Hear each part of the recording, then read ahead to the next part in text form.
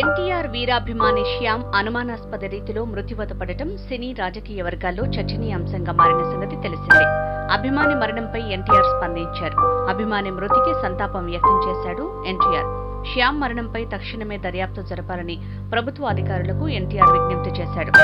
ఈ మేరకు ఓ లేఖను రిలీజ్ చేశారు. శ్యామ్ మరణం అత్యంత బాధాకరమైన సంఘటన. శ్యామ్ కుటుంబానికి నా ప్రగాఢమైన సానుభూతిని తెలియజేస్తున్నాను. ఎటువంటి పరిస్థితుల్లో ఎలా చనిపోయి ఉంటాడో తెలియకపోవటం నా మనసును కలిచివేస్తోంది అని ఎన్టీఆర్ ఈ లెటర్లో పేర్కొన్నాడు.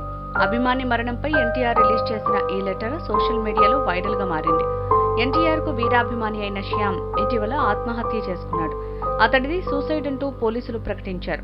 కానీ టీడీపీ అధినేత చంద్రబాబుతో పాటు పార్టీ వర్గాల మాత్రం శ్యామ్ మరణంపై అనుమానాలు వ్యక్తం చేశారు. శ్యామ్ మరణం వెనుక వైఎస్ఆర్సీపీ ప్రమేయం ఉందంటూ ఆరోపించారు.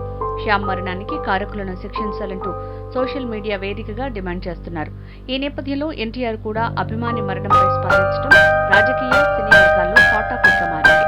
శ్యామ్ ఆత్మహత్య చేసుకోవడానికి ముందు తీసుకున్న సెల్ఫీ వీడియో కూడా సోషల్ మీడియాలో వైరల్ అవుతోంది.